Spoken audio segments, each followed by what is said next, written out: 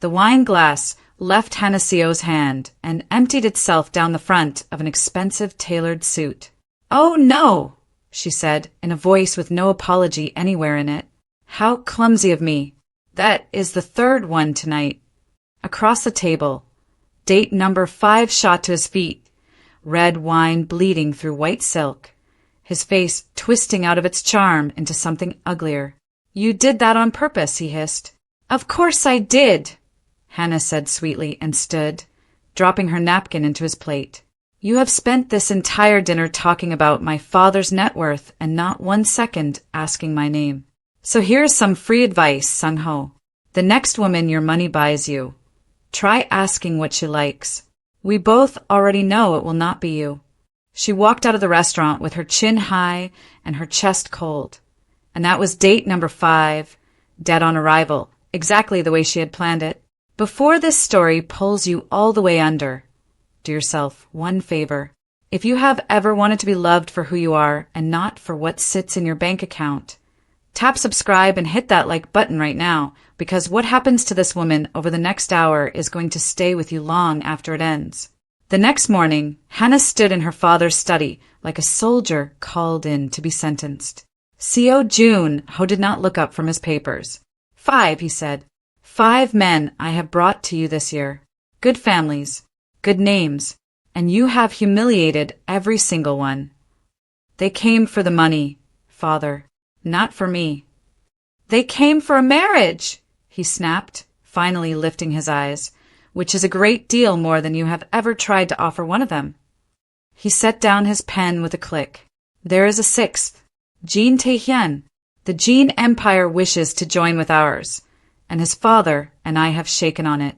You will meet him on Friday, and you will not ruin it." "And if I do?" Her father's voice did not rise. That was the frightening part. "Then on Monday I take you off the board, I freeze your accounts, and you may go and discover for yourself exactly how charming this city finds a Hanaseo with nothing in her hands. Are we clear?" She held his gaze for a long moment.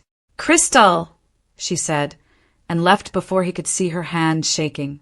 Soo-ah found her an hour later, folded on the floor of her dressing room between rows of gowns that cost more than most houses.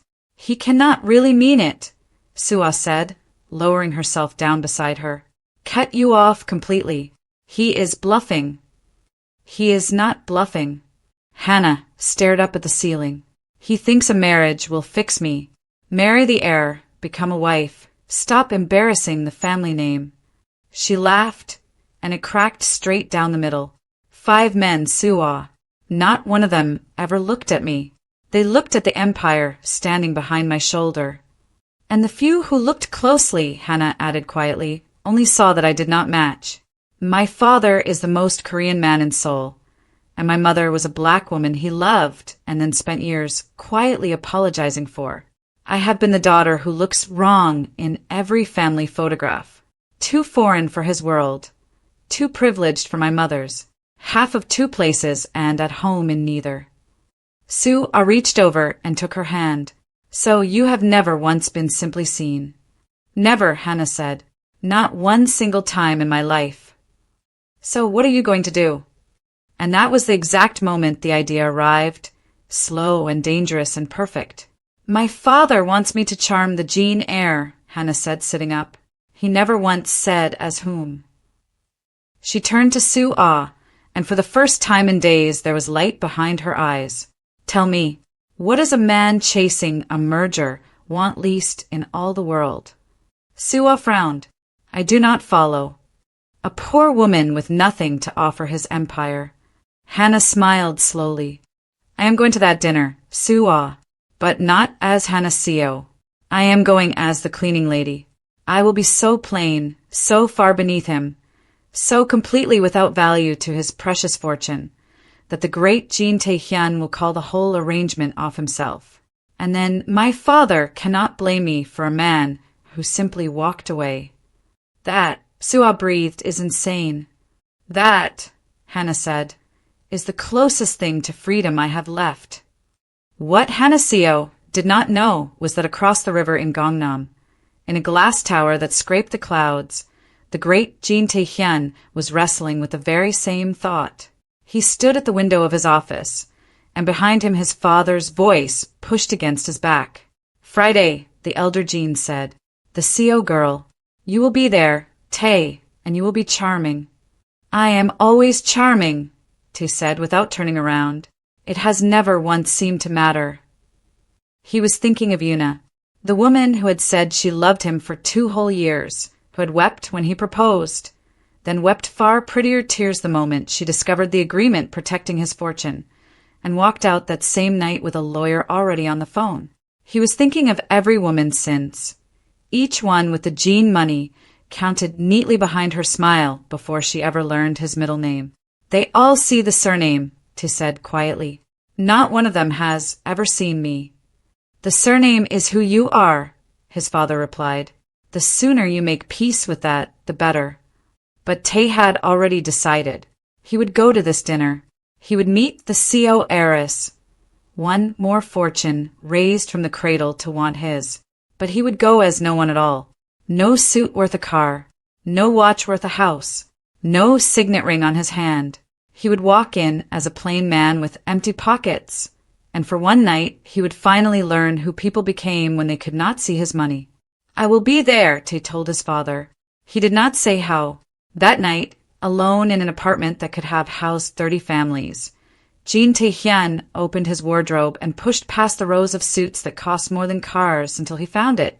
Right at the back, a plain dark sweater he had owned since before any of this, since before the name had swallowed the man. He held it for a long moment. His father thought the surname was who he was. Perhaps it was. But Tae could not remember the last time anyone had laughed at something he said because it was funny, rather than because he was rich enough to be worth laughing for. He could not remember the last time a woman had looked at his face before she looked at his watch. He pulled the sweater over his head and studied himself in the mirror, an ordinary man with tired eyes, and for the first time in years, he almost liked what he saw. "One night," he told the stranger in the glass. "One night as no one, then back to being the Empire." He had no idea that the Empire was already cracking beneath him, that the very merger he dreaded was the only thing holding his world upright. He had no idea that the woman he was about to meet was reaching, at that exact moment, for a costume of her own. He knew only that he was tired of being a price, and that for one evening he intended to be a person. And so on Friday evening, 2 of the wealthiest young people in the whole of Seoul walked toward the same restaurant from opposite ends of the same lie, each one dressed as nobody, each one quietly praying to be seen. The restaurant was called Hanol, and it was beautiful the way a blade is beautiful. Marble floors, low gold light, white orchids breathing softly on every table. And at the door, a head waiter named Mr. Park, who could price a human being with a single downward glance. Hannah came in through the service entrance in a gray uniform, 2 sizes too large, a plastic name tag that read V, her hair scraped flat, a smudge of dust dragged across one cheek. She had never in her life used a back door. Her hands were damp around a folded cloth. "You." Mr. Park did not look at her face. "Staff stay near the walls. You wipe and you are not seen. If a guest can so much as smell that you exist, you have failed me. Understood?" "Understood," Hannah said, and felt the word land somewhere new and tender in her chest. So this was how they spoke to people who had nothing. She moved through the dining room like a ghost. A woman in emeralds pulled her handbag closer as Hannah passed, as though poverty might be a thing you could catch. A man lifted his wine without a glance so she could wipe beneath it and thank the empty air instead of her. A small child pointed, and his mother folded the little hand back down and murmured, "Do not stare at the help." The help. Hannah Co., whose name was carved into the stone of 3 buildings within a mile of this room, was the help. And then, near the bar, her blood turned to ice. Madame Yoon, her late mother's oldest friend, sharp-eyed and crueler-tongued, seated not 10 feet away. If a single living soul could see Hannah Co. under a smear of dust and a cheap name tag, it was that woman. Hannah turned her face to the wall and scrubbed at a spotless surface, her chest tight, bracing for the shriek of recognition. "Girl." Madame Yoon's voice. "Girl, this glass is smeared. Are you blind as well as slow?" Hannah kept her head bowed, took the glass and murmured, "My apologies, madam." And Madame Yoon, who had dined at the CO table 100 times, who had bounced Hannah on her knee as a baby, looked directly into the face of the heiress she had known for 28 years and saw nothing there at all. Nothing but a poor girl with a cloth. It should have felt like a victory. It felt like grief. She carried the glass toward the far table by the window, blinking hard, and that was the moment she noticed the man watching her. He sat alone. A dark sweater, no tie, a plain cheap watch, the only unadorned thing in a room, drowning in diamonds. And he was not looking through her the way every other soul in that place looked through her. He was looking at her as though she were a person. "They have been cruel to you from the moment you walked in," he said quietly. "I have been counting. That 1 makes 9. Hannah froze. Nobody spoke to the cleaner. "It is fine, sir," she said. "It is my job." "It is not fine, and it is not your job to be treated like furniture." He set down his glass. "Sit with me a moment." "I cannot. They will throw me out into the street." "Let them try." He raised one hand, and Mr. Park came scurrying, his whole face rearranged into oil and welcome for the well-placed guest. "Sir, is this girl bothering you? I will have her removed at once." "This girl," Tay said, and his voice dropped into something cold and absolute, "has shown more grace tonight than every guest in this room put together. You have let your staff and your patrons treat her like dirt all evening, and I have sat here and watched you allow it. So here is what is going to happen. You will bring her a chair, you will bring her a glass of your finest wine, and you will treat her with respect, or I will walk out of this restaurant and make very certain that everyone I know learns precisely why." Mr. Park's mouth opened and closed like a landed fish. "Of course, sir," he choked out. "At once, sir." And Hannah CO, heiress to one of the great fortunes of the age, sat down in a borrowed uniform across from a stranger who had just defended a poor cleaner that nobody else on earth would defend, and felt something crack open in her chest that had been sealed for years. She felt seen. "You should not have done that," she said. "Now they will remember my face." "Good. It is a face well worth remembering." He said it plainly, without any weight at all, the way a man states a simple fact about the weather, and it undid her more thoroughly than any practiced compliment ever had. "I am waiting for someone," he went on, almost embarrassed. "A woman. Our fathers arranged the whole thing between them.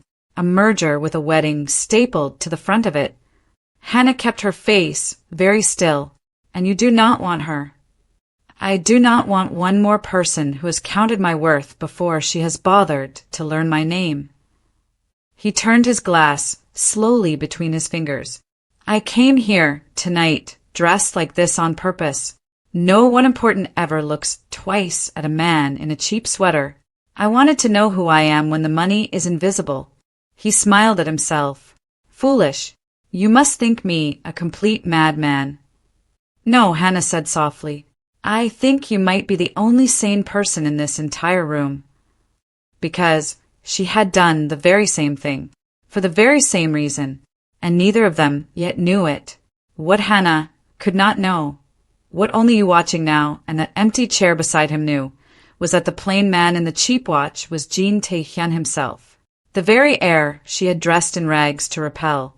He had stripped away everything that made him rich, hoping that one person on this earth might finally see the man and not the empire. And the woman across the table had done exactly the same. 2 liars, 1 table, and the truth already walking toward the door. The wine Mr. Park brought was the finest in the house, and Tay poured her a glass himself, because no one had poured anything for her in hours. "To the worst date either of us has ever been sent on," he said, lifting his glass. "May both of them fail spectacularly." Hannah laughed before she could stop herself, a real laugh, startled clean out of her. "You do not even know what your date looks like," she said. "She could walk in this very minute." "Let her." Tae's eyes did not leave Hannah's face. I am rather enjoying the company I already have. If the CO girl wants my attention, she is welcome to come and earn it like everyone else. He tilted his head. Although between us, I hear she is a nightmare. Ruined 5 suitors this year, by all accounts. Threw wine on the last one. Hannah very nearly choked on hers. Did she managed. So they tell me. Spoiled, cold, impossible to please. He shrugged.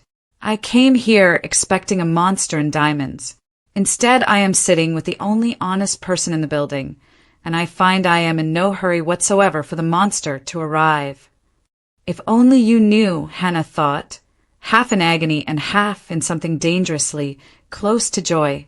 If only you knew that the monster threw the wine on purpose, and that she is sitting right across from you now, quietly falling apart, wishing more than anything in the world that she had walked in as herself. They talked the way drowning people breathe, not the careful, weighing way of the rich, where every word is a small negotiation. They talked like 2 people who had been starving for years and had only just been handed food. Come, he said at last, rising. Before they charge me rent for the chair, there is a terrace. The air in here costs far too much. He led her out into the night, onto a stone terrace strung with little lights, the whole of Seoul glittering below them like a fortune spilled across the dark. Tell me something true, he said. Anything at all. I do not even want to know your name. Just one true thing. Hannah wrapped her arms around herself. When I was a girl, she said, I used to hide in the laundry room of our house because it was the only room small enough to feel warm. Everywhere else was marble and echo. I used to think, if I am ever loved, please let it be in a room this size, somewhere a person could actually reach me. Tae was quiet for a moment. And were you? Loved? I was acquired, she said. There is a difference. People wanted the having of me, never once the knowing of me. She was quiet for a moment, and before they ever wanted me, they stared at me. My mother was black, and my father is Korean, and a room always decides what I am before I have said a single word. Standing here in these rags, invisible to everyone, is the first time in my whole life that a person has looked at me and seen only a person. She looked at him. Your turn. One true thing. My father has shaken my hand 10,000 times, Tae said, and held it perhaps twice. I run a company that could buy this entire street without noticing, and I have never once in my life been wanted by a single person who did not want something I owned first. He looked out at the lights. Until tonight, I think. You want nothing from me. You do not even know what I have, and it is the best hour I have spent in years. Hannah's eyes burned. Tell him. A voice screamed somewhere inside her. Tell him now, before this becomes a wound that never closes. But she could not force the truth past her lips, because the instant she did, the only honest hour of her life would be over. You have a way of going somewhere far off in the middle of a sentence, Tae said. He had moved closer without either of them quite noticing, near enough now that she could see the small scar above his eyebrow, the tired kindness folded into the corners of his eyes. Where do you go? Nowhere. I am allowed to stay, she said. Then stay there with me, just for tonight. He reached out, slowly, and tucked a loose strand of her scraped back hair behind her ear, his fingers warm and careful, as though she were something that might break. I have spent my whole life surrounded by people, and I have never once felt less alone than I do standing on a freezing terrace with a woman whose name I refuse to ask. Why refuse? She whispered. Because the moment I know your name, the world comes flooding back. The fathers, the contracts, the endless arithmetic of who is worth what. His hand lingered against her jaw, and right now there is no arithmetic. There is only you and only me, and nothing at all that either of us owns. I have wanted exactly this for as long as I can remember, and never once believed it was real. Hannah closed her eyes. His name was already a stone lodged in her throat. Tae. She knew it now. She had known it for 10 unbearable minutes. And the kindest, cruelest thing she could possibly do was say nothing, and let him keep the beautiful illusion one breath longer. Then do not ask, she said. Not yet. The terrace door opened. Mr. Park, of course. Forgive me, sir. He bowed low to Tae. Still no word at all from Miss Seo. Shall I continue to hold your table, Mr. Jean? The name dropped between them like a glass shattering on stone. Mr. Jean. Hannah went cold from the inside out. The plain stranger. The man who had defended her. The man whose every word was sliding quietly beneath her ribs and building itself a home there. He was Jean Tae-hyun. He was the date. He was the very man she had put on rags to destroy. And he had no idea, none at all, that the cleaner he had rescued was Hannah Seo, the heiress whose empty chair he had been dreading all evening. Continue to hold it, Tae told Mr. Park, never once taking his eyes off her. Although I confess I am beginning to hope she never comes.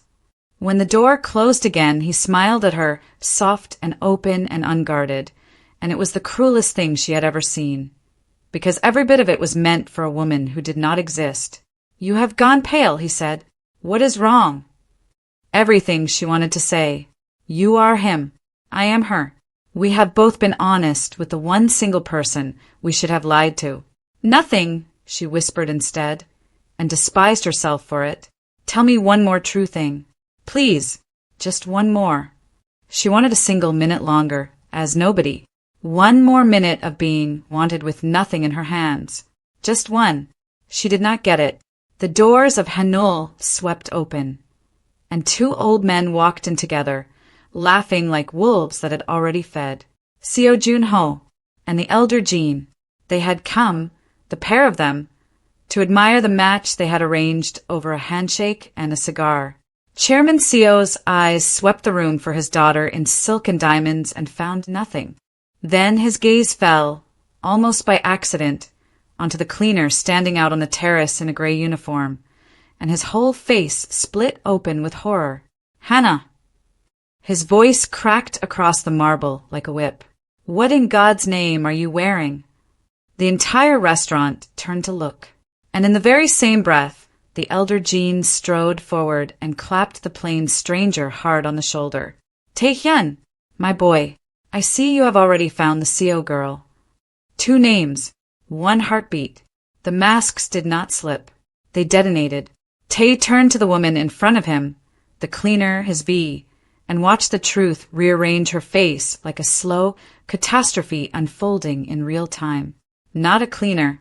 Hannah Seo, the heiress, the merger, the exact name he had spent the whole night running from, sitting across the table from him in a costume, drinking in every confession he had bled out onto the cloth. You, he said, and there was no air left in the word at all. You are her. You have been her this entire time. Stop for 1 second. If your stomach just dropped clean through the floor, type the word betrayed in the comments right now, because what these two are about to do to each other over the next 20 minutes is going to wreck you. Now keep watching, and whatever you do, do not look away.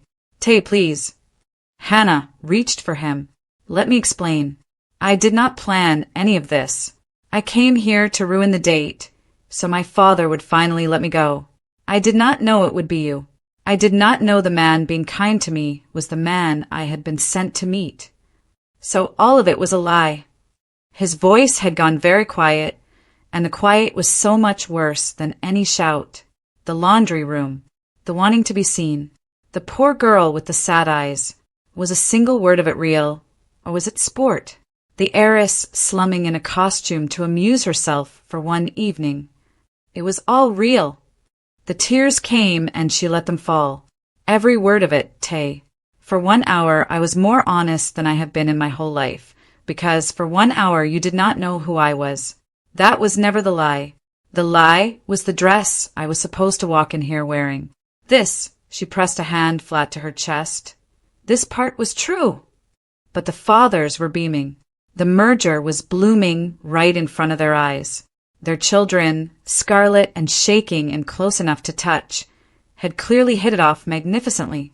Splendid, Chairman Seo announced to the watching room.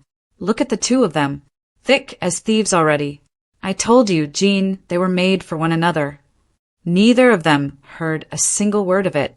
Tae stood, and every last trace of warmth had drained out of his face, leaving behind something carved and cold. "Do you want to know the worst part of it?" he said, low meant only for her.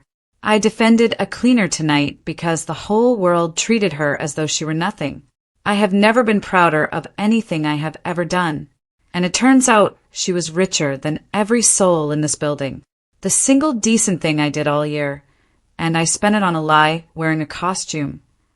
"It was not a lie to me," Hannah whispered. "We are the same, you and I."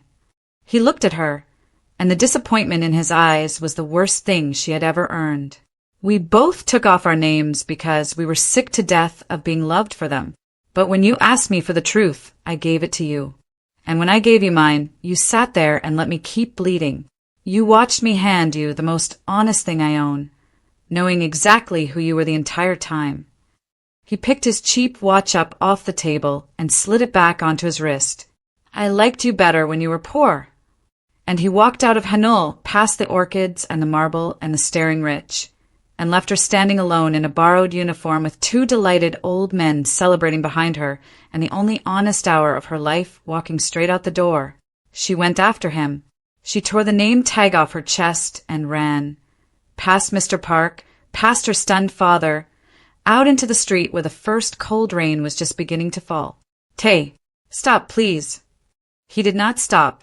A black car was waiting at the curb, and he climbed into it without once looking back, and the door shut and the rain came down, and Hannah Seo stood on the wet pavement in a soaked gray uniform and learned that some doors, once you have lied your way through them, do not open a second time. She called him 11 times over the next 3 days. Every call rang out into nothing. She wrote messages she never sent and sent messages he never answered. She drove to the Jean Group building once and sat in the lobby for 2 full hours like a beggar, until a security guard, polite and genuinely sorry, explained that Mr. Jean was not taking visitors. Not her sort of visitor. Not anymore. "You did the one thing he cannot forgive," Sue said gently that third night, sitting again on the floor of the dressing room where the whole disaster had first been born. "You made him feel like a fool for being kind. For a man like that, kindness is the only thing he has ever given that the money did not buy for him first. And he handed it to a lie." "I know." Hannah pressed the heels of her hands hard against her eyes. "I know exactly what I took from him. The unbearable part is that it was the most real I have ever been in my life, and it still came wrapped inside a lie. How does anyone ever untangle those two things for someone else?" "Perhaps you cannot tell him," Sue said. "Perhaps you have to show him." Hannah lowered her hands and stared at the long rows of gowns, the costumes of a life that had never once felt like her own. She did not yet know what showing him would look like. She knew only that an apology made of words would die exactly the way her 11 calls had died, unheard. The fathers did not care in the slightest. To Seo Jun-ho and the elder Jean, the evening had been an outright triumph. Their children had met. The merger surged forward now like a rising tide. Within a week there were lawyers and contracts as thick as Bibles, and a date circled in ink for an engagement neither of the two of them had ever once agreed to. They were thrown together now again and again. Boardrooms, photographs, a charity gala where they stood shoulder to shoulder for the cameras and smiled like a pair of corpses. "Smile," Hannah murmured through her teeth as the flashbulbs burst around them. "I am smiling," T said, not looking at her. "It is the most expensive thing I own these days." He was ice now. Polite, distant, immaculate ice. The man who had bared his soul on a terrace was gone, locked away somewhere she could not reach, and in his place stood Jean Tae-hyun the heir, who answered her questions in single clipped words and looked straight through her exactly the way the rich had once looked through the cleaner. She had wanted, once, to be invisible to him. Now she was, and it was unbearable. There was one gray afternoon, in a glass-walled conference room, when she could not stand the silence a single moment longer. "You could shout at me," she said, the instant the lawyers had stepped out. "Throw something. Call me every name I have earned. Anything at all would be better than this politeness." Tay did not look up from the contract. Politeness is what I have left, he said. Shouting would mean I still expected something from you. I do not. That is the kindest gift I can give us both. And the terrace? Her voice shook. The laundry room? The man who said it was the best hour he had spent in years? Was none of that real on your side either, or only on mine? For just a moment, his pen stopped moving. Something flickered behind the ice, there and then gone, like a light in a house you have been promised is empty. It was the most real hour of my life, he said quietly, still not looking at her, which is precisely why I cannot afford to remember it. He turned the page. Sign on the third line, Miss Seo. Your father is waiting. She signed, and she understood, in that small and awful moment, that he was not cold because he felt nothing. He was cold because he felt far too much and could not survive feeling it a second time. What Hannah never saw was Tae afterward, alone in the back of his car, taking the cheap watch out of his pocket, where he had carried it every single day since that night, and turning it slowly in his hands. He owned a drawer full of watches worth more than houses. This was the only one he could not put down. He told himself he kept it as a reminder of how badly he had been fooled. He was lying, of course, the way she had lied, the way the two of them seemed only able to tell the truth to strangers and never to the people who could actually wound them. He kept it because for 1 hour, wearing it, he had been happy. And he did not know how to forgive her for making that hour a lie, or himself for wanting it back anyway. And into that cold and careful silence walked Yuna. She arrived on Tae's arm at the next gala, like a knife sliding back into an old wound, beautiful and smiling and patient. The woman who had loved the gene fortune and wept at its protections returned now that the air was raw and wounded and so much easier to reach. Hannah, is it? Yuna's smile could have frozen the wine in its glass. How terribly clever you are. The little cleaning costume. Everyone in Seoul is still talking about it. Tell me, did you enjoy watching him humiliate himself over a woman who does not even exist? Stay away from him, Hannah said. Or what? Yuna leaned in close. You had your one honest hour, darling, and you chose to spend it lying. I will not make that mistake. I know exactly what that man is worth, down to the very last coin, and I fully intend to collect. You are a passing scandal. I am the cure. And she drifted back to Tae's side and laid one hand on his arm as though she already owned it. Yuna was patient and she was thorough. Over the following weeks, she made herself indispensable to a wounded man.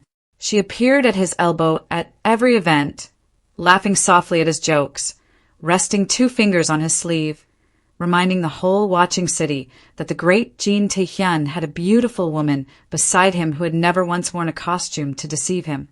She is very devoted, Hannah said to him once, bitterly, across yet another gala floor. She is honest about what she wants, Tae replied. There is something almost restful in that, after you. It was meant to wound, and it did.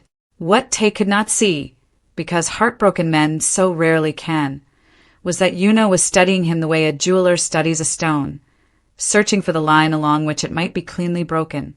She asked gentle questions about the company. She charmed his accountant over a long lunch. She listened at doors. She was not in love with Jin Tae-hyun.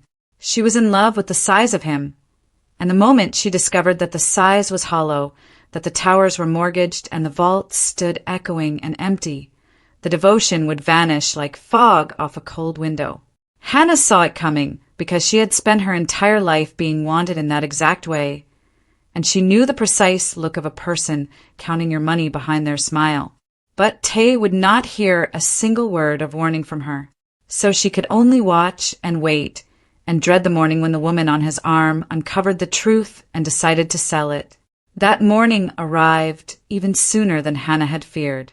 Hannah might have lost him to Yuna entirely if she had not, 3 days later, overheard the one truth that changed the shape of everything. She had come to the Jean Group building to sign the merger documents. An office door stood open, and from inside she heard the elder Jin's voice, stripped of all its usual bluster, thin and old and frightened.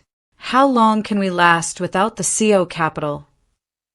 A second voice answered, an accountant. 6 weeks. Perhaps 8.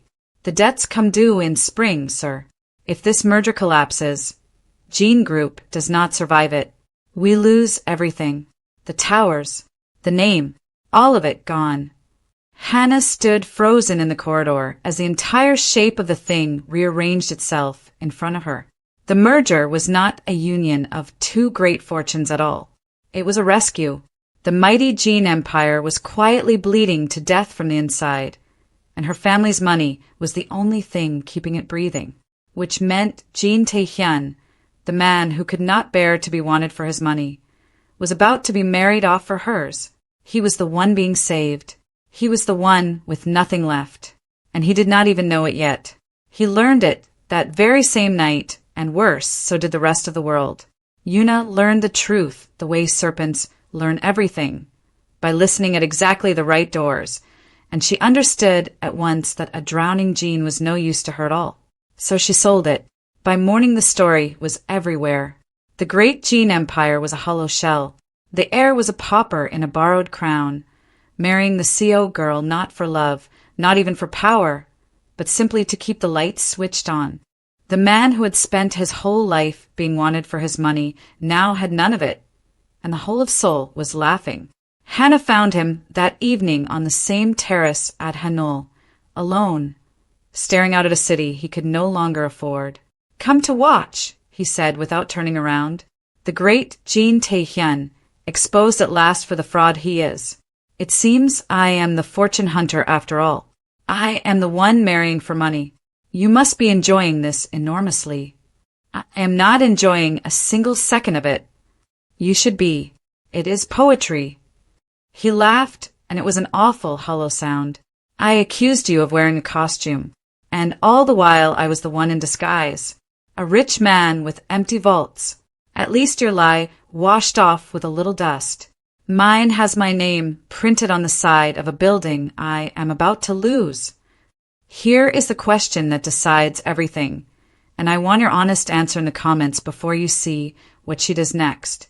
Hannah could walk away right now. She could let the Gene Empire fall, let the man who broke her heart lose every last thing he has, and call it simple justice. Would you? Type yes if you would walk away, or no if you would stay. Now watch very closely what she chose. Hannah did not walk away. She had every reason in the world to. She turned it over the whole long night, sitting at her desk with the Gene accounts spread in front of her, the man's cruel sentence circling endlessly in her head. "I liked you better when you were poor." She could let him drown in it. She could keep her capital, watch the towers with his name carved into them pass into colder hands, and tell herself it was nothing more than simple justice. Her own father would applaud her for it. But every time she reached for that neat and reasonable revenge, she saw him instead, rising out of his chair in a cheap sweater, ordering a head waiter to bring a glass of wine to a girl the entire room had already decided was worthless. He had defended her when she had nothing. He had not known her name, her fortune, or her face. He had simply decided that cruelty in front of him would not be allowed to stand. So she stopped reaching for the revenge, and she reached for a calculator instead. She read every page of the Gene accounts until the sun came up, and what she found there steadied her hands. The company was not rotten. It was only frightened. The bones of it were strong. It needed one person in that boardroom willing to say so out loud, and willing to put real money behind the saying. She was the only such person alive, and she knew it. By 6 a.m., she had made her decision. By 7 a.m., she had moved the capital into place herself, in her own name, with no strings of any kind attached to it. Then she chose the plainest gray dress she owned, the nearest thing in her wardrobe to a cleaner's uniform, and she went to save the man who had broken her heart.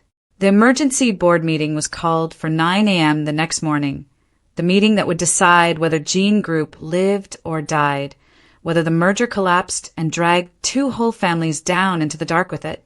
The Gene Group directors wanted to take on a humiliation to be quietly cut loose before the scandal sank them all. Hannah Seo walked into that boardroom at 9 a.m. in a plain gray dress, no jewels at her throat, her hair pulled back, looking very nearly like the cleaner she had once pretended so hard to be. And she did for Jin Tae-hyun precisely what he had once done for her.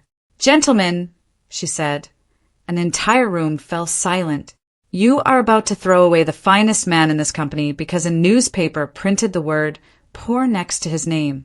I have read every page of these accounts twice. Jean Group is not dying. It has been badly managed by frightened old men who panicked at the very first hard winter." She laid her own papers on the table. "I am injecting CO capital into this company today, not as a merger, not as a marriage, as an investment made in my own name, with no claim on the Jean fortune and no engagement attached to any part of it. Jin Tae-hyun owes me nothing. He is free of the merger, free of my father, free of every bit of it." The room erupted. Her own father shot to his feet, purple in the face. "Hannah, you cannot. That capital is the family's leverage. The entire point of it was the marriage." "There was never going to be a marriage that you arranged, father." She did not raise her voice, even slightly. "I am saving this company because it is worth saving, and because the man who runs it once defended a stranger in a costume when the whole world was treating her like she was nothing. He did not know she was rich. He did not know she could ever pay him back a single cent. He did it because it was the right thing to do." She looked across the long table at Tae, who was staring at her as though seeing her for the very first time. "So I am going to do exactly the same, with nothing at all to gain, simply because it is right." For a long moment the boardroom was chaos, old men shouting over one another, lawyers reaching for their phones. And through the whole of it Seo Jun stood very still, staring at his daughter as though he had never once seen her before in his life. He had spent 28 years trying to turn her into an asset. He had paraded her in front of suitors, threatened her, measured her worth in mergers and bloodlines. And here she stood, giving away the family's single, greatest piece of leverage, asking for nothing in return, defending a man who had publicly walked out on her, simply because it was the right thing to do. "You are throwing away a fortune," he said, but the anger had drained out of it. Underneath was something that sounded impossibly like wonder. "No, father," Hannah said. "For the first time in my life, I am spending it on something I actually believe in. You taught me the price of everything. You never once taught me the worth of anything. I had to learn that from a stranger in a cheap sweater who pulled out a chair for a girl with nothing to her name." She gathered her papers. "I am only sorry it took me so long to understand it." Seo Jun said nothing at all, but he sat slowly back down, and he did not try to stop her, and that silence was the closest thing to respect he had ever offered her. He found her afterward in the corridor, and he was not ice anymore. He was shaking. "Why?" he said. "You could have let me fall. After everything I said to you. I liked you better when you were poor. I said that to your face. And then you walked into that room and you saved my entire world, and you asked for nothing in return. Why? Because you were right." Hannah turned to face him fully. "You said that we were the same. We are. We both took off our names because we were dying to be loved without them. So here." She spread her empty hands wide. "No merger. No fortune you have to resent. No leverage. No contract. No advantage of any kind. I gave it all away in that room. I am standing in front of you with nothing left to offer you but myself, the woman from the terrace, the one who hid in the laundry room. She was always the real one, Tae." Her voice broke apart.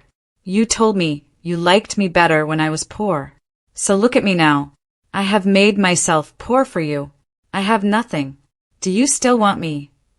For a long moment, he did not move at all. The rain had started again beyond the glass, the same rain that had once closed a car door between the two of them. Then Jin Tae-hyun crossed the space that separated them, took her face in both of his hands, gently, the way his own father had never once held him, and pressed his forehead to hers. "I wanted you when I thought you had nothing," he said. "I wanted you when I learned you had everything. And I want you now, standing here having thrown the whole world away just to prove a point to a fool who did not deserve it. He was crying. So was she. I do not want the heiress. I do not want the cleaner. I want the woman who told me about the laundry room. I have wanted her since the moment I pulled out that chair. Forgive me. Please, forgive me. And do not ever be anyone but her again. Two strangers with nothing, she whispered. Two strangers with nothing, he said, and he kissed her like a man who had finally, after a very long journey, come home. Their first real dinner together was nothing at all like the first. No hanol, no orchids, no marble, no head waiter measuring the worth of every soul who walked through the door. He took her instead to a small place at the unfashionable end of Seoul, a narrow room with paper menus and a cook who shouted cheerfully at the radio, and they sat at a wobbling little table near the kitchen where the air was warm and smelled of garlic and rain. This is more your size, he said, watching her face carefully. Small enough to feel warm, small enough to actually reach a person. Hannah looked around the cramped, bright little room, at the steam on the windows and the chipped salt shaker between them, and felt something settle in her chest that had been restless her entire life. You remembered, she said. I remember every word you said on that terrace, Tay told her. I spent weeks trying very hard to forget all of them. It turned out they were the only things I wanted to keep. He reached across the wobbling table and took her hand, and this time he did not let go of it to make a point or to sign a page. He simply held on. No names tonight if you would prefer. No fortunes. Just us. I would like to keep my name now, I think, she said softly. For the first time in my life, I would like to be Hannah with you. The whole of her, the heiress and the girl in the laundry room, and the fool in the cleaner's costume. All of it, if you will have all of it. I will have all of it, he said. I only ever wanted all of it. Yuna, as it turned out, had sold the story under her own name to a journalist who kept every receipt, and when it came to light that she had leaked confidential accounts purely to crash a company out of spite, every door in Seoul closed against her at once. She left for somewhere warmer and far less informed, and not one person missed her. The merger their fathers had schemed and smoked over did happen in the end, but not in any shape the two old men had drawn up. Jean Group recovered under Tay's steady hand, healthy and honest. The CO investment was repaid in full, with interest, because neither of them would build a life together on top of a debt. And when Tay and Hannah finally did marry, it was not a corporate union of two empires at all. It was a small wedding in a small warm room, exactly the kind of room a person could actually be reached in.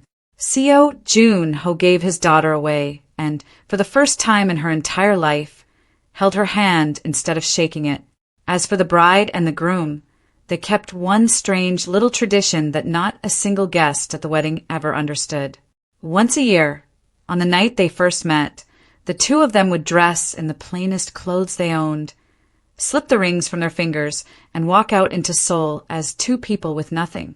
No names, no fortunes, just a man and a woman finding each other all over again with empty hands, because they had both learned the very same hard truth on the very same hard night. The richest thing two people can ever give one another is to be truly, completely seen. If this story reached something in you tonight, do not leave without doing 3 small things for me. Subscribe so you never miss another story like this one. Tap that like button so we know to bring you more. And tell me down in the comments, would you have stayed nobody for 1 more hour the way she so badly wanted to? Or would you have told the truth at that table? I read every single one, and I will see you in the very next story.